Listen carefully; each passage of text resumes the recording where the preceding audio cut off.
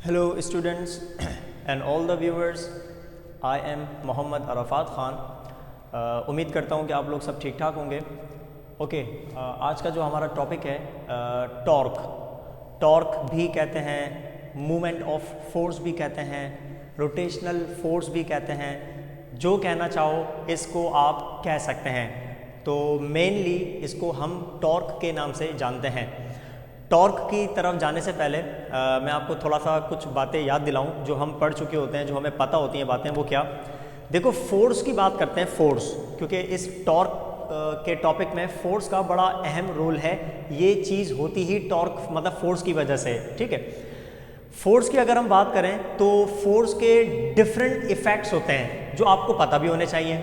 There are so many effects of force, यानी कि जब आप किसी बॉडी पर फोर्स अप्लाई करते हैं तो उस फोर्स के कुछ इफेक्ट्स आपके सामने निकल के आते हैं। जैसे कि मैं आपको याद दिलाता हूँ, भाई आपने किसी बॉडी पर फोर्स अप्लाई करी, पॉसिबल है कि वो स्टेट ऑफ रेस्ट से मोशन में आ जाए या स्टेट ऑफ मोशन से रेस्ट में आ जाए। ये आ गया फोर्स का इफेक्ट। कुछ और याद करते हैं, भाई आपने किसी बॉडी पर फोर्स अप्लाई करी, हो सकता है उस फोर्स की वजह से उसका साइज बड़ा हो जाए, चेंज हो जाए, या साइज उसका कम हो जाए। तो फोर्स का एक इफेक्ट किसी भी ऑब्जेक्ट के साइज को चेंज करना भी होता है। एक और बात, भाई आपने किसी बॉडी पर फोर्स अप्लाई करी और उस फोर्स की वजह से पॉसिबल है कि उस ऑब्जेक्ट की शेप चेंज हो जाए, है ना। तो फोर्स के इफेक्ट्स में से एक इफेक्ट ये भी कि फोर्स का काम शेप चेंज करना भी है। एक और चेक करते हैं, भाई फोर्स अप्लाई की आपने, तो फोर्स अप्लाई करने की वजह से पॉसिबल है कि उस बॉडी में एक्सेलरेशन प्रोड्यूस हो जाए, है ना। According to Newton's second law of motion, force produces acceleration. ये भी एक इफेक्ट आ गया। एक और चेक करते हैं, भाई पॉसिबल है कि आप किसी बॉडी पर फोर्स अप्लाई करें तो फोर्स अप्लाई करने की वजह से उस बॉडी का मोमेंटम चेंज हो जाए, तो it is also an effect of force. ये भी फोर्स का इफेक्ट आ गया। एक और चेक कर लेते हैं, भाई पॉसिबल है कि आप किसी बॉडी पर फोर्स अप्लाई करें और उस फोर्स की वजह से अगर कोई बॉडी मूव कर रही हो, स्ट्रेट पाथ पे मूव कर रही हो, तो स्ट्रेट पाथ पर मूव करते करते वो टर्न हो जाए। टर्न मतलब अपनी डायरेक्शन चेंज कर लें, ऐसा है। मतलब आप भी चाहे करें, क्रिकेट के अंदर जो बॉलर है वो बॉल कराता है, तो जो बैट्समैन है, बैटर जो होता है, वो अपने बैट से जब हिट करता है बॉल को, तो बॉल आ रही है इस डायरेक्शन में, और आपने जब फोर्स अप्लाई करी तो उसकी डायरेक्शन बिल्कुल रिवर्स हो गई। सो मूविंग बॉडीज की डायरेक्शन को चेंज करना भी फोर्स का काम है, यानी कि फोर्स का इफेक्ट हो गया। कितने सारे इफेक्ट मैंने आपको याद दिला दिए, ठीक है। उनमें से एक इफेक्ट ये भी होता है कि लेट सपोज अगर आपके पास कोई बॉडी हो और अगर वो किसी एक पॉइंट से फिक्स हो, लेट सपोज ये मार्कर है, मैंने इसको एक पॉइंट से फिक्स कर दिया, ठीक है। और जब आप इस फिक्स्ड बॉडी पर फोर्स अप्लाई करेंगे तो ये देखें क्या हो रहा है, घूम रहा है, ये रोटेट करना स्टार्ट कर गया। ये भी तो फोर्स का इफेक्ट है। तो याद रखिएगा, ऐसी बॉडी जो किसी एक पॉइंट से फिक्स हो और जब आप उस बॉडी पर किसी खास पॉइंट पर फोर्स अप्लाई करते हैं, तो फोर्स अप्लाई करने की वजह से अगर वो घूम जाए, रोटेट कर जाए, टर्न्स आ जाए उसके अंदर, तो इस इफेक्ट को हम कहते हैं टॉर्क। बस आसान सी बानी थी। किसके इफेक्ट को? फोर्स के इफेक्ट को। तो लाजमी है, एक बात ध्यान में रखिएगा, टॉर्क के लिए लाजमी है ऑब्जेक्ट का एक पॉइंट से फिक्स होना। अगर वो फिक्स होगा तो उस पॉइंट के अबाउट रोटेट करेगा, उस पॉइंट के अबाउट घूमेगा, तो बॉडी का फिक्स होना लाजमी है।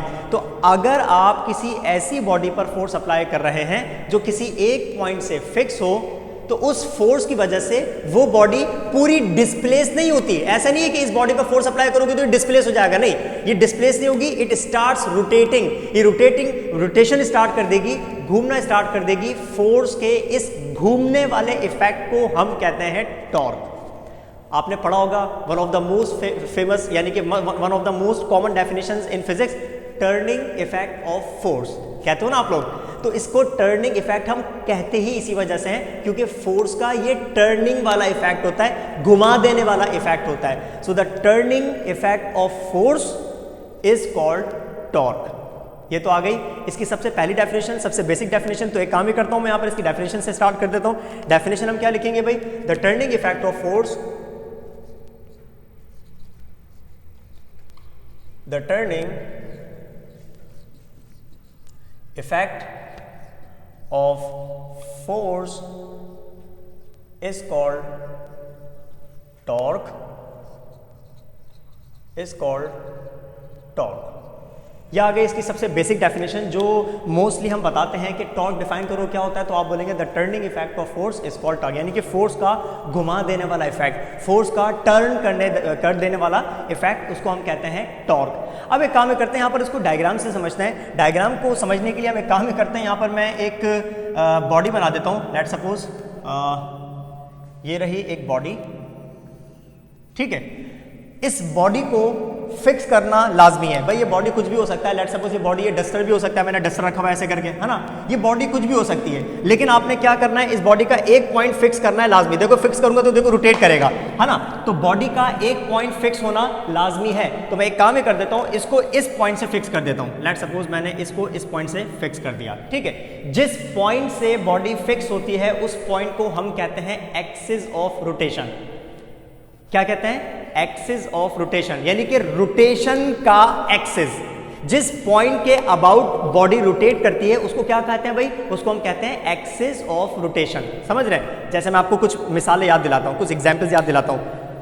प्लैनेट्स घूम रहे हैं, किसके अबाउट घूम रहे हैं? सन के अबाउट घूम रहे हैं, तो मैं कहूंगा तमाम प्लैनेट्स का जो एक्सिस ऑफ रोटेशन है वो कौन है? सन, ठीक है। इसी तरीके से एटम के अंदर इलेक्ट्रॉन्स घूम रहे होते हैं, रिवॉल्व कर रहे होते हैं, तो इलेक्ट्रॉन्स किसके इर्द गिर्द घूम रहे होते हैं? न्यूक्लियस के। तो हम कहेंगे इलेक्ट्रॉन्स का जो एक्सिस ऑफ रोटेशन होता है वो क्या होता है? न्यूक्लियस। समझ रहे हैं? तो वो पॉइंट, जिस पॉइंट के अबाउट बॉडी घूमती है उस पॉइंट को कहा जाता है एक्सिस ऑफ रोटेशन। तो अगर ये पॉइंट यहां से फिक्स है तो जब मैं इस बॉडी के ऊपर फोर्स अप्लाई करूंगा तो ये ऐसे रोटेट करेगी, ऐसे रोटेट करेगी, या तो ऐसे मूव करेगी या ऐसे रोटेट करेगी इस पॉइंट के about. So this is its axis of rotation, ठीक है। एक काम ही करते हैं, एक्सिस ऑफ रोटेशन बनाया हमने, तो यहां पर हम अपना कोऑर्डिनेट सिस्टम ड्रॉ कर लेते हैं। ये देखें कोऑर्डिनेट सिस्टम आ गया। लेट्स सपोज ये आ गया एक्स एक्सिस और ये आ गया हमारा वाई एक्सिस, ठीक है। This is X axis and this is Y axis. इस पॉइंट पे फिक्स है तो हम कह देते हैं दिस इज ओरिजिन, ओरिजिन से स्टार्ट हो रहा है, ठीक है ना, fix point, axis of rotation. अब एक काम ये करते हैं, हम इस बॉडी पर फोर्स अप्लाई करते हैं। भाई देखिएगा, मैंने इस पॉइंट पर फोर्स अप्लाई करी इस डायरेक्शन में, और से देखते रहिएगा। अब हम टॉर्क की डेफिनेशन के बाद हम जाते हैं टॉर्क की कुछ कंडीशंस के ऊपर। मैंने इस बॉडी पर फोर्स अप्लाई करी इस डायरेक्शन में, दिस इज कॉल्ड फोर्स। अब मुझे क्या करना है? इस फोर्स को रिजॉल्व करना है, इसके कंपोनेंट्स फाइंड करना है। कैसे कंपोनेंट्स फाइंड करना है? जिस पॉइंट पर मैंने फोर्स अप्लाई करी, मैं यहां से इसका एक्स एक्सिस और वाई एक्सिस ड्रॉ कर देता हूं। लेट सपोज ये आ गया इसका एक एक्सिस और ये आ गया इसका दूसरा एक्सिस, यानी कि आपने फोर्स को एक सर्टेन एंगल पर अप्लाई किया, ये आ गया थीटा, ठीक है। यानी कि आपने फोर्स को इस ऑब्जेक्ट के एक्सिस के सर्टेन एंगल पर अप्लाई किया। Now we can easily resolve this force. आप इस फोर्स को क्या कर सकते हैं? रिजॉल्व कर सकते हैं। चलिए भाई रिजॉल्व करते हैं। आपको इस फोर्स का एक कंपोनेंट मिलेगा और उस कंपोनेंट को आप कहेंगे एफ कॉस थीटा, है ना। इस वाले कंपोनेंट को हम क्या बोलेंगे भाई? इस वाले कंपोनेंट को आप कहते हैं एफ कॉस थीटा, ठीक है। और दूसरा वेक्टर, दूसरा कंपोनेंट जो मिलेगा इसका परपेंडिकुलर, उसको आप कह देते हैं एफ, इस वाले को हम कह देते हैं F sine theta. Now we have two components. किसके कंपोनेंट्स? फोर्स के कंपोनेंट्स। आपने इस बॉडी के ऊपर फोर्स अप्लाई करी तो आपको इस बॉडी पर फोर्स जो अप्लाई हो रही है उसके दो कंपोनेंट्स मिल गए। एक कंपोनेंट मिल गया कैसे? एफ कॉस थीटा, और एक कंपोनेंट आपको मिल गया एफ साइन थीटा। एक और काम मैं आपको बता दूं, ओरिजिन से लेकर, एक्सिस ऑफ रोटेशन से लेकर इस पॉइंट तक, जिस पॉइंट पर आपने फोर्स अप्लाई करी, इस पॉइंट को, इस वेक्टर को हम बेसिकली रिप्रेजेंट करते हैं एक वेक्टर से, और इस वेक्टर को हम बोलते हैं या तो पोजीशन वेक्टर, या इसको पर्टिकुलरली हम रिप्रेजेंट करते हैं स्मॉल आर से, और इसका यहाँ पर जो नाम होता है उसको हम कहते हैं movement arm.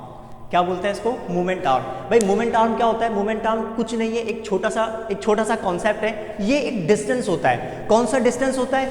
Axis of rotation से जिस पॉइंट पर आपने फोर्स अप्लाई करी वहां तक का जो डिस्टेंस है उसको हम एक वेक्टर से रिप्रेजेंट करते हैं। उस वेक्टर को हमने क्या कह दिया? आर, और इस आर को हम कहते हैं movement arm. Movement arm F cos theta ये रहा, एफ साइन थीटा ये रहा। अब अगर मैं आप लोगों से पूछूं, मुझे बताओ कि इस F के इन दोनों कंपोनेंट्स में से वो कौन सा कंपोनेंट है जिसकी वजह से ये घूम सकता है, जिसकी वजह से ये ऑब्जेक्ट रोटेट कर सकता है।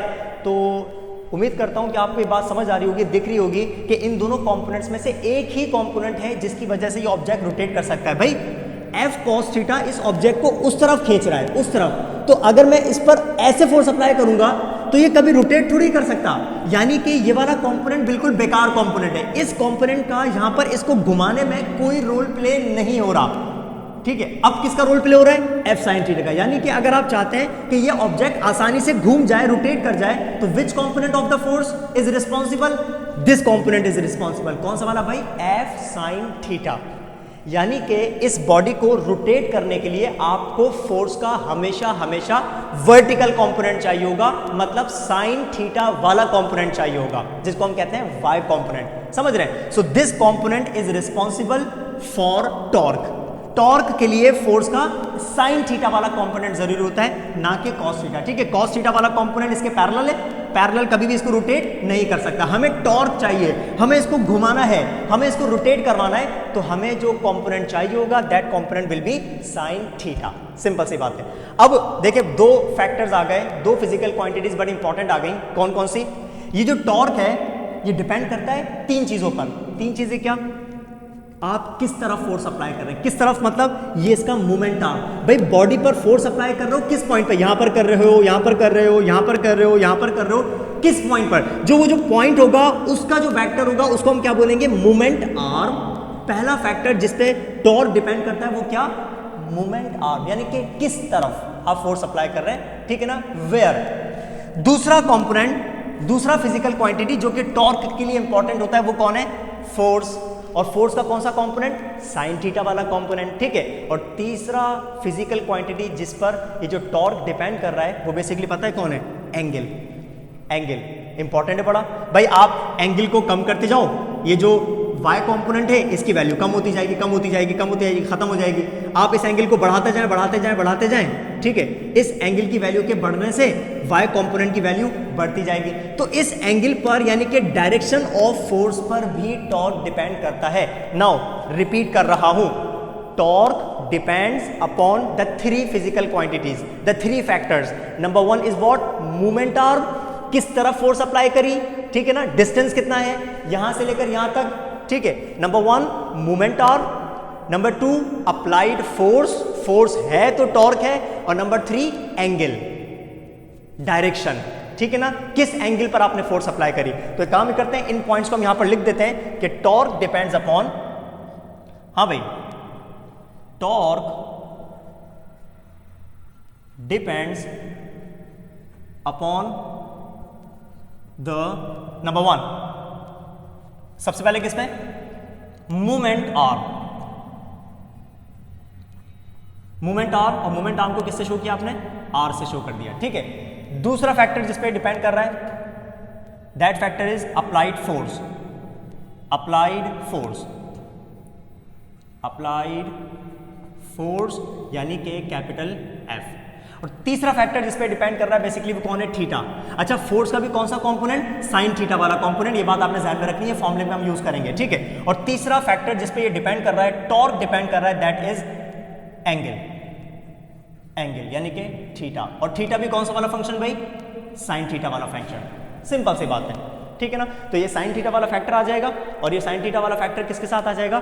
फोर्स के साथ आ जाएगा। तो अब एक काम ही करते हैं, हम टॉर्क का फॉर्मूला लिख देते हैं। और तो जनाब टॉर्क का जो फॉर्मूला बनेगा that will be, okay, torque को हम रिप्रेजेंट करते हैं इस बेसिकली सिंबल के साथ, इसको हम कहते हैं टॉ, TAU, टॉ, इसको हम टॉर्क कहते हैं। ओके, इसका जो फॉर्मूला बनना चाहिए, पहला फैक्टर कौन? R, ठीक है। और इसको हम मल्टीप्लाई करेंगे फोर्स के साथ, और फोर्स का वाला कौन सा कंपोनेंट? साइन थीटा वाला कंपोनेंट। तो क्या बनेगा? RF sine theta. ये बन गया टॉर्क को कैलकुलेट करने का formula. RF sine theta, R for movement arm and F sine theta मतलब फोर्स का y कंपोनेंट, क्योंकि F cos थीटा का यहां पर काम नहीं है। सिंपल सी बात है। हमने एक बात पढ़ी हुई है, देखें भाई, हमने एक बात पढ़ी हुई है, there are two types of product. एक होता है AB cos theta is equal to A dot B, और एक होता है वेक्टर प्रोडक्ट, यानी कि AB sine theta is equal to A cross B। ये हमने पढ़ा हुआ है ना। तो जब आप साइन थीटा वाले कंपोनेंट की बात करते हैं इसका मतलब आपने क्रॉस पुट करना होता है, क्रॉस प्रोडक्ट है। जब आप कॉस थीटा वाले की बात करते हैं इसका मतलब आप डॉट प्रोडक्ट की बात करते हैं, क्योंकि ए डॉट बी बराबर होता है ए बी कॉस थीटा के एंड ए क्रॉस बी बराबर होता है ए बी साइन थीटा के। तो आप चाहें तो इसको मैग्नीट्यूड फॉर्म में लिख दें, आप चाहें तो इसको वेक्टर फॉर्म में लिख दें। तो अभी आपके सामने कौन सी फॉर्म लिखी हुई है? मैग्नीट्यूड फॉर्म लिखी हुई है। तो अगर मैं यहां से साइन थीटा को रिमूव कर दूंगा तो साइन थीटा की जगह क्या आ जाएगा? क्रॉस आ जाएगा। तो जनाब इसको आप ऐसे भी करके लिख सकते हैं कि टॉर्क बराबर हो जाएगा आर क्रॉस एफ के। सिंपल। तो ये फॉर्मूला लिखा हुआ है मैग्नीट्यूड फॉर्म में और ये फॉर्मूला लिखा हुआ है वेक्टर फॉर्म के अंदर। तो भाई यहां पर टॉर्क की आपको एक डेफिनेशन और पता चल गई। वो डेफिनेशन पता है क्या? Torque is the cross product of moment arm and applied force.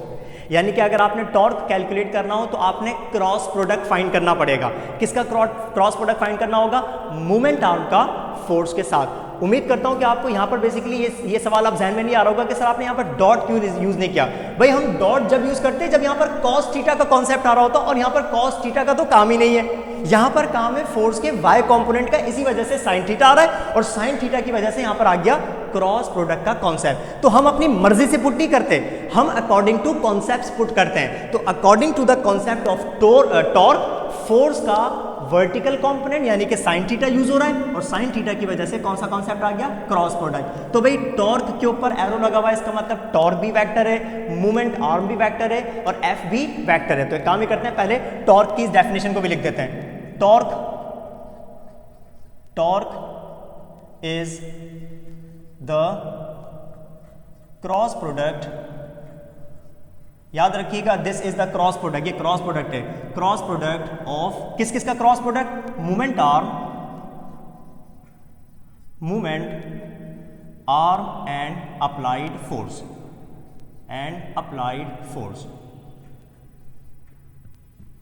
ये बन गई टॉर्क की एक और डेफिनेशन। इसका यूनिट चेक करते हैं। SI unit of torque is, हाँ भाई अगर मैं इसका SI यूनिट चेक करना चाहूं तो आपको पता है कि यूनिट जो है वो हमेशा फॉर्मूला से आते हैं। तो अगर मैं टॉर्क का यूनिट लिखना चाहूं तो फॉर्मूले के अंदर नोट करूं तो ये आ रहा है मूवमेंट आर्म। मूवमेंट आर्म का मतलब है कि ये कहां पर फोर्स अप्लाई हो रही है, कितनी दूर अप्लाई हो रही है, कितनी दूर का मतलब हो जाता है इन मीटर्स, यानी कि मूवमेंट आर्म हमेशा किस में होता है? मीटर्स के अंदर होता है। तो आप इस आर की जगह क्या पुट करेंगे? मीटर पुट करेंगे। और उसके बाद फोर्स का तो सबको याद होता है यूनिट, और फोर्स को हम मेजर करते हैं किसमें? न्यूटन के अंदर। तो ये बन गया मीटर न्यूटन, और समटाइम्स इसको न्यूटन मीटर भी कहते हैं, न्यूटन मीटर भी कहते हैं, एक ही बात है, कोई मुश्किल बात इसके अंदर नहीं है। So torque is measured in metre newton या फिर न्यूटन मीटर। ठीक है, अच्छा यहां पर हम बात करते हैं बेसिकली कि जो टॉर्क है वो टॉर्क एक वेक्टर क्वांटिटी है। इस पॉइंट को मैं यहाँ पर लिखवा देता हूँ, torque is a vector quantity, ये बात हमें पता है और इसकी डायरेक्शन को भी डिस्कस करेंगे। Torque is a vector, torque is a vector quantity.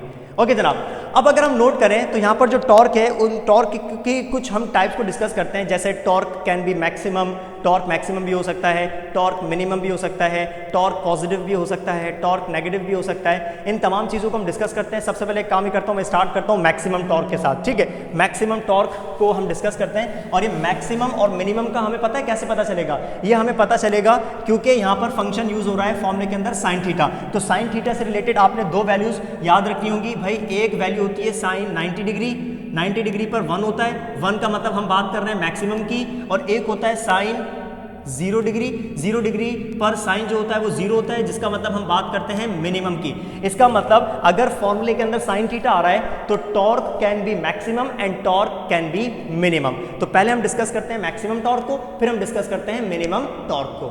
ठीक है, सो मैक्सिमम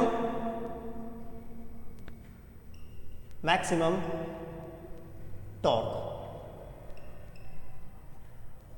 हाँ भाई अगर मैं मैक्सिमम टॉर्क की बात करूं तो मैक्सिमम टॉर्क का मतलब है बेसिकली आप बात कर रहे हैं कौन से एंगल की? Theta must be 90 degrees, theta must be 90 degrees, क्योंकि मैक्सिमम किस एंगल पर होगा? साइन 90 डिग्री पर होता है। तो इसका मतलब आप कहेंगे कि अगर मोमेंट आर्म और फोर्स आपस में परपेंडिकुलर हुए, अगर ये दोनों आपस में परपेंडिकुलर हुए तो इसका मतलब यहां पर जो टर्निंग इफेक्ट होगा वो ज्यादा से ज्यादा होगा।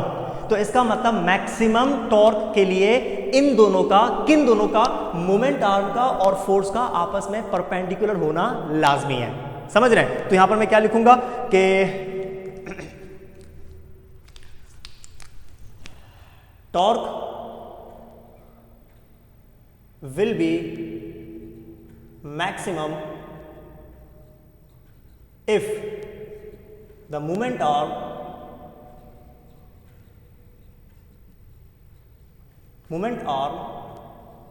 and force are perpendicular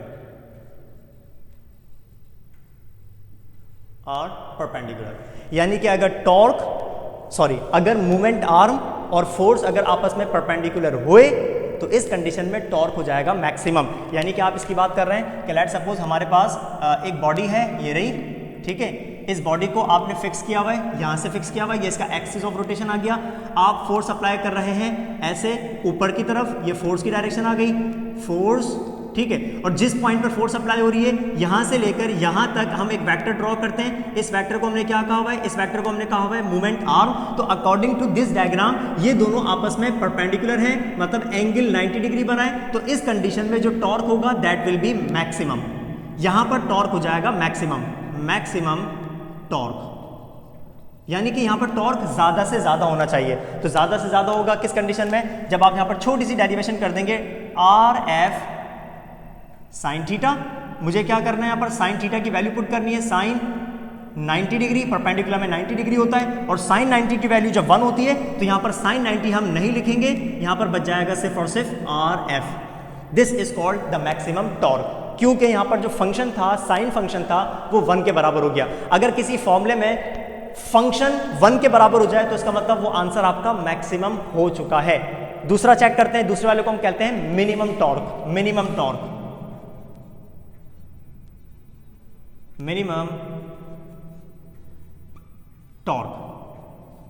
हाँ भाई, मिनिमम टॉर्क का मतलब है आप बेसिकली बात कर रहे हैं कौन से एंगल की? हम बात कर रहे हैं इस बार 0 डिग्री की।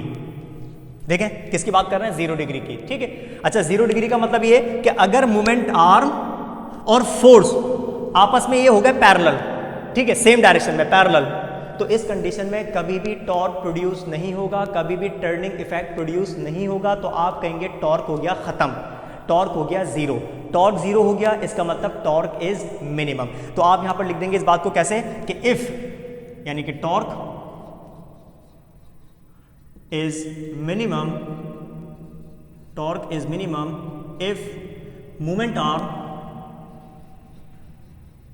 If moment arm and force are parallel to each other. यानी कि अगर मोमेंट आर्म और फोर्स आपस में पैरेलल हैं तो इस कंडीशन में याद रखिएगा कभी भी टॉर्क प्रोड्यूस नहीं होगा। तो आप इस कंडीशन को ऐसे ड्रॉ कर सकते हैं कि लेट सपोज हमारे पास एक बॉडी हो, ये रही, ठीक है, एक बॉडी है, ये रहा उसका एक्सिस ऑफ रोटेशन, और आप इस पर फोर्स अप्लाई कर रहे हैं इस डायरेक्शन में, ऐसे इस पर फोर्स आप अप्लाई कर रहे हैं इस डायरेक्शन में, ये आ गई फोर्स की डायरेक्शन। मुझे बताओ क्या ये रोटेट करेगा? क्या ये टर्निंग इफेक्ट इसके अंदर होगा? नहीं हो सकता, क्योंकि आप इसको उसी की डायरेक्शन में खींच रहे हैं। तो इधर टॉर्क कैसे हो सकता है? ये देखें, मूवमेंट आर्म का है, यहां से लेकर यहां तक, ये आ गया इसका मूवमेंट आर्म। तो भाई मूवमेंट आर्म और फोर्स आपस में पैरेलल हो गए तो इस कंडीशन में जीरो टॉर्क होगा। तो जीरो टॉर्क की आप डेरिवेशन दो लाइंस की किस तरीके से करेंगे? भाई टॉर्क का फॉर्मूला था आर एफ साइन थीटा, यह आ गया R F sine theta, theta की जगह पे जीरो पुट कर देंगे। So torque is equal to R F sine 0 degree, इस बार 0 डिग्री है ना। और अब आप जब साइन 0 डिग्री की बात करते हैं तो साइन 0 की वैल्यू हो जाती है 0, तो हमारा जो टॉर्क है वो बच जाएगा 0, यानी कि मिनिमम टॉर्क। तो टॉर्क मैक्सिमम होगा 90 डिग्रीज पर और टॉर्क 0 हो जाएगा 0 डिग्री के ऊपर। यानी कि अगर ये दोनों आपस में परपेंडिकुलर हैं तो मैक्सिमम, अगर ये दोनों आपस में पैरेलल हो गए तो मिनिमम, यानी कि टॉर्क खत्म। ठीक है, एक और डिस्कशन करते हैं। एक और डिस्कशन क्या? आपको पता है torque is a vector quantity, ये लिखा हुआ, ये एक वेक्टर क्वांटिटी है। हमें कैसे पता चले कि टॉर्क किस तरफ है? देखें, मैं आपको एक रूल बता चुका हूं जिसको हम कहते हैं right hand rule. Right hand rule से ही हम लोगों ने एंगुलर डिस्प्लेसमेंट की डायरेक्शन बताई, राइट हैंड रूल से ही हमने एंगुलर वेलोसिटी की डायरेक्शन बताई, ठीक है, एंगुलर एक्सेलरेशन की डायरेक्शन पढ़ी हम लोगों ने। भाई ये जो एंगुलर डिस्प्लेसमेंट है, ये जो एंगुलर वेलोसिटी है, ये जो एंगुलर एक्सेलरेशन है, ये किस तरफ होती हैं? ये along the axis of rotation होती है ना भाई। अगर ऑब्जेक्ट ऐसे घूम रहा है, ठीक है, ये इसका एक्सिस ऑफ रोटेशन है, ये ऐसे ये एक्सिस ऑफ रोटेशन है ना। तो अगर ये ऑब्जेक्ट ऐसे घूम रहा है तो एंगुलर डिस्प्लेसमेंट भी along the axis of rotation होता है, एंगुलर वेलोसिटी भी along the axis of rotation होती है, एंगुलर एक्सेलरेशन भी along the axis of rotation होती है। मतलब ये होता है along the axis of rotation, ये होता है, ये एक्सिस ऑफ रोटेशन है ऐसे z एक्सिस पर। तो अगर ऑब्जेक्ट ऐसे घूम रहा हो या ऐसे घूम रहा हो तो उसका एंगुलर डिस्प्लेसमेंट भी इस तरफ ऐसे, ठीक है, उसकी एंगुलर वेलोसिटी भी इस तरफ यानी कि एक्सिस ऑफ रोटेशन पर, और उसकी एंगुलर एक्सेलरेशन भी एक्सिस ऑफ रोटेशन पर। तो टॉर्क भी एक्सिस ऑफ रोटेशन पर ही होता है, समझ रहे हैं? Torque is also along the axis of rotation. यानी कि अगर आपने टॉर्क की डायरेक्शन पता लगानी हो तो टॉर्क की डायरेक्शन कैसे पता लगाएंगे? By using right hand rule.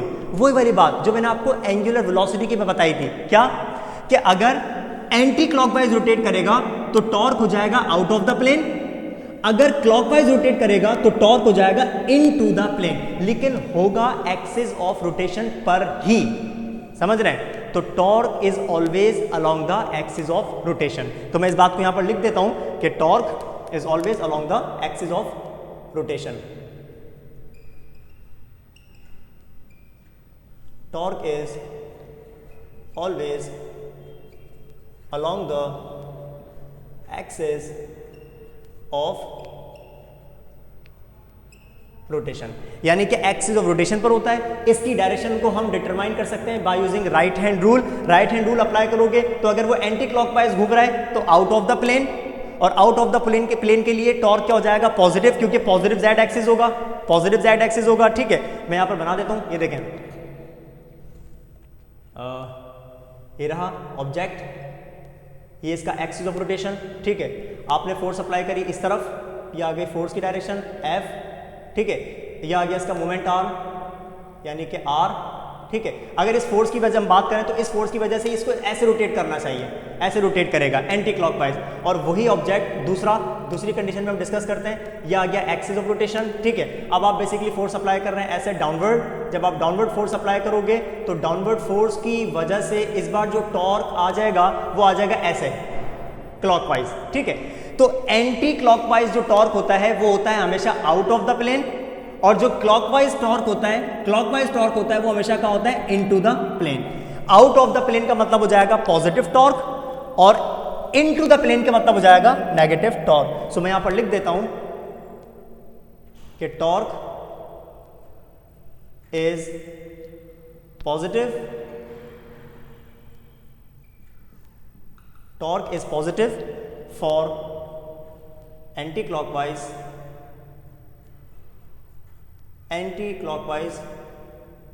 Turns. अगर टर्निंग इफेक्ट एंटी क्लॉकवाइज है, अगर रोटेशन एंटी क्लॉकवाइज है तो टॉर्क हो जाएगा पॉजिटिव, क्योंकि वो होगा आउट ऑफ द प्लेन, और टॉर्क हो जाएगा negative. Torque is negative for clockwise turns, और अगर क्लॉकवाइज टर्न है तो क्लॉकवाइज टर्न के लिए टॉर्क कहां होगा? इनटू द प्लेन, अंदर की तरफ, ठीक है। तो along the axis of rotation होता है, बाहर जब होगा जब एंटी क्लॉकवाइज होगा, अंदर की तरफ जब होगा जब क्लॉकवाइज होगा। इसका मतलब टॉर्क पॉजिटिव भी होता है, टॉर्क नेगेटिव भी होता है, क्योंकि टॉर्क एक वेक्टर क्वांटिटी है, सिंपल सी बात है। टॉर्क के बाद एक और छोटा सा कॉन्सेप्ट आता है, इसको हम कहते हैं टॉर्क ड्यू टू कपल। अब ये टॉर्क ड्यू टू कपल क्या है, मैं आपको इसको डायग्राम से समझाता हूँ। लेट सपोज हमारे पास एक बॉडी हो, मैं काफ़ी देर से इसी किस्म की एक बॉडी बना रहा हूँ, ठीक है। एक बॉडी है, ये रहा उसका फिक्स पॉइंट जिसको हम कहते हैं एक्सिस ऑफ रोटेशन। भाई इसका फिक्स पॉइंट ऐसे मिडिल में भी हो सकता है, इसका फिक्स पॉइंट यहाँ पर कॉर्नर पे भी हो सकता है, कहीं पर भी हो सकता है। तो अगर फिक्स पॉइंट इसका मिडिल में है तो भी तो रोटेट कर सकती है, ये रोटेट कर रही है ना। तो ये देखें, ये रहा इसका फिक्स पॉइंट। अब मैं इस पर एक काम करता हूँ, फोर्स अप्लाई करता हूँ। एक फोर्स है जो कि इसको अप्लाई कर रही है ऊपर की तरफ, ठीक है, ये आ गई फोर्स नंबर 1। और एक फोर्स है जो कि एक्ट कर रही है ऐसे नीचे की तरफ, ठीक है, इस तरफ, इसको हम कह देंगे F2 यानी कि फोर्स नंबर 2। अब आप नोट करो, क्या इन दोनों फोर्सेस की वजह से इसमें टर्निंग इफेक्ट प्रोड्यूस नहीं होगा क्या? बिल्कुल होगा भाई। इस फोर्स की वजह से, इसको छुपा देता हूं मैं, इस फोर्स की वजह से एंटी क्लॉकवाइज, इसको छुपा देते हैं, इस फोर्स की वजह से भी एंटी क्लॉकवाइज। तो अगर आप ये दोनों फोर्सेस एक साथ एक्ट करें तो भी इसके अंदर टॉर्क प्रोड्यूस होगा, लेकिन इस बार टॉर्क को हम कहेंगे torque due to couple. Couple का मतलब क्या? डेली लाइफ में भी तो कपल्स होते हैं ना, उन कपल्स का मतलब क्या होता है? दो बंदे, दो पर्सन्स, ठीक है ना। तो यहां पर भी कपल का मतलब यहां पर पर्सन्स नहीं है, यहां पर फोर्सेस हैं। तो अगर एक फोर्स है तो simple torque, torque torque due to single force, और अगर हमारे पास दो फोर्सेस एक्ट कर रही हैं तो उसको हम क्या बोल देते हैं? Torque due to couple. लेकिन फोर्सेस की कंडीशन है, मैं आपको बताऊं। ये देखें, पहली बात, फोर्सेस का पैरेलल है, पैरेलल के साथ साथ ऑपोजिट डायरेक्शन में होना जरूरी है। ऑपोजिट डायरेक्शन के साथ साथ यहां पर इनका डिफरेंट लाइंस पर एक्ट करना। देखें, एक्सिस ऑफ रोटेशन के एक लाइन है इसकी राइट साइड पर, ये रही एक लाइन, ठीक है, ये इस पर एक्ट कर रही है, और एक लाइन है लेफ्ट साइड पर, यानी कि फोर्स नंबर 2 इसके लेफ्ट साइड पर एक्ट कर रही है। तो भाई दो फोर्सेस हो, पैरेलल हो, ऑपोजिट डायरेक्शन में हो और डिफरेंट लाइंस ऑफ एक्शन पर एक्ट करें तो आप ऐसे टॉर्क को कहते हैं टॉर्क ड्यू टू कपल। मैं डेफिनेशन लिखता हूं, डेफिनेशन क्या बनेगी? Two parallel forces in opposite direction,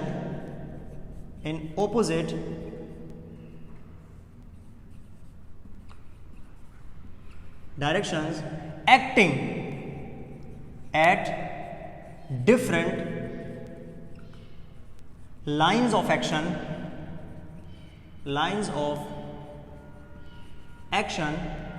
constitute a couple,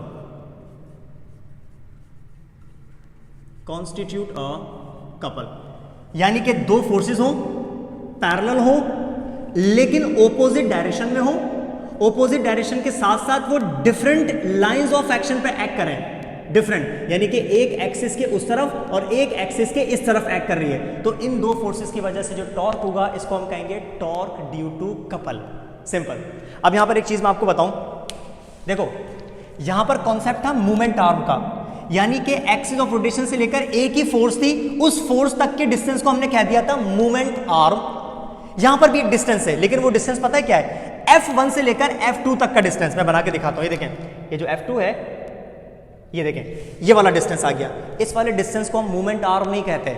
movement arm होता है एक्सिस ऑफ रोटेशन से लेकर उस सिंगल फोर्स तक का distance, this is called movement arm. लेकिन एक फोर्स से लेकर दूसरी फोर्स तक का जो डिस्टेंस होता है इसको हम कहते हैं फोर्स आर्म। क्या बोलेंगे भाई? इसको हम बोलते हैं फोर्स आर्म। यहां लिख देता हूं मैं, फोर्स, कहां से कहां तक का? इस फोर्स से लेकर इस फोर्स तक का जो डिस्टेंस आ रहा है, this is called force arm. अब अगर हम कपल का फॉर्मूला लिखना चाहें, टॉर्क ड्यू टू कपल का, ये देखें, टॉर्क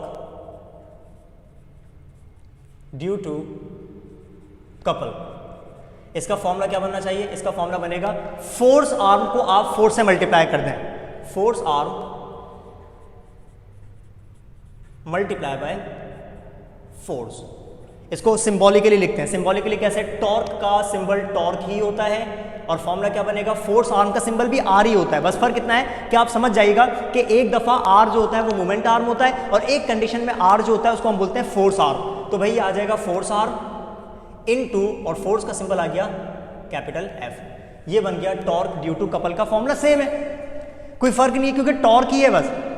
बस फर्क इतना है कि एक कंडीशन में ये आ रहा है मोमेंट आर्म सिंगल फोर्स की वजह से, और एक कंडीशन में आ गया फोर्स आर्म यानी कि दो फोर्सेस की वजह से। तो torque due to a single force and torque due to couple, यानी कि कपल ऑफ फोर्सेस। तो भाई ये कॉन्सेप्ट था टॉर्क का। उम्मीद करता हूं आपको टॉर्क अच्छे से समझ आ गया होगा, कोई मुश्किल बात नहीं थी। टॉर्क का मतलब होता है जब आप किसी बॉडी पर फोर्स अप्लाई करते हैं, फोर्स अप्लाई करने की वजह से वो रोटेट कर जाए, इस चीज को हम कहते हैं टॉर्क। ठीक है, रोटेशनल फोर्स भी कहते हैं, मूवमेंट ऑफ फोर्स भी कहते हैं, जो चाहो कह देना, सिंपल सी बात है। ठीक है, तीन फैक्टर्स पर डिपेंड करता है, मूवमेंट आर्म पर, फोर्स पर और एंगल पर। ठीक है, फोर्स का कौन सा कंपोनेंट यहां पर यूज होता है? साइन थीटा वाला कंपोनेंट, क्योंकि कॉस थीटा वाले कंपोनेंट की वजह से टॉर्क होता ही नहीं है ना। कॉस थीटा वाला कंपोनेंट उसमें टॉर्क प्रोड्यूस नहीं करता। तो जनाब उम्मीद करता हूँ आपको वीडियो में काफ़ी कुछ सीखने को मिला होगा। अगर सीखने को मिला तो लाइक करिएगा ज़रूर, कमेंट करिएगा, शेयर करिएगा, अपना ख्याल रखिएगा। नेक्स्ट वीडियो में मिलते हैं, तब तक के लिए थैंक यू।